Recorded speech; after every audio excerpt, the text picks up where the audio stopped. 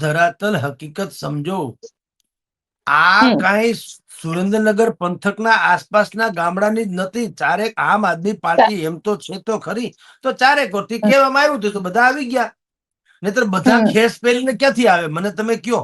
જો તમારું ફેબ્રિકેટેડ ન હોય તો દરેકના પોતપોતાના યુનિફોર્મ આવે ને, એક ચોક્કસ પ્રકારનો ખેસ બુદ્ધિપૂર્વક પહેરીને આવે. એ શું છે તમે બોલાવો. એટલે એમાં એવું છે બેન, તો નરેન્દ્ર મોદી આજીવન વડાપ્રધાન રહે. જો આ જ પેરામીટર્સ લાગુ પડે ને તો નરેન્દ્ર મોદી હવે આ ભારતમાં જીવે ત્યાં સુધી વડાપ્રધાન રહે. કારણ કે એની સભામાં 2-5 લાખથી હેઠું કોઈ માણસ હોતું નથી. લ્યો, બિલકુલ.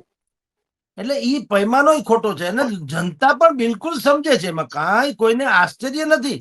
અહીંયા બધાએ તાળીઓની બોછાર કરી કે આ કે તે ઠીક છે, અત્યારે ભૂખા છે એટલે રાડ્યું નાખી કિસાનોએ, એમાં ના નહીં.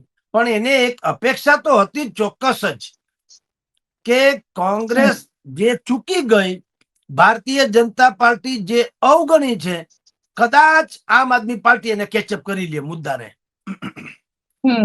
આપની જાણ ખાતર ઈસુદાન ગઢવી, ગોપાલ ઇટાલિયા, પ્રવીણ રામ અને રાજુ કરપડા એનો જયારે આમ આદમી પાર્ટીમાં ઉદય નતો થયો ત્યારથી એના જે એક મિત્ર છે ને આજે આમ આદમી પાર્ટીમાં જ છે,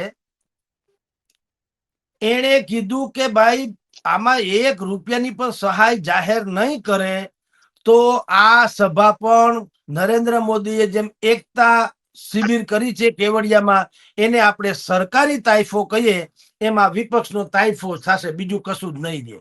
તો તાઇફો થયો. 1 રૂપિયાની જાહેરાત કરી નહીં કોઈએ.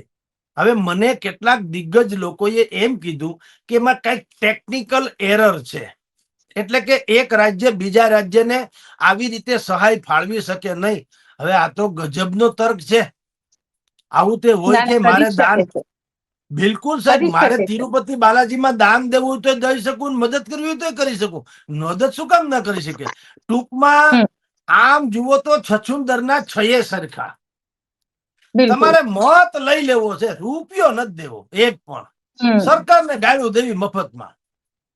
તો સોરી બેન, એટલે આજે ભલે ભારતીય જનતા પાર્ટી વાળાને જે શ્વાસ અધ્ધર ચડેલો હતો ને બિલકુલ નીચે બેસશે આરામથી કે મજા કરો, આમાંય કઈ કાંદો કાઢી લેવા જેવું છે નહીં.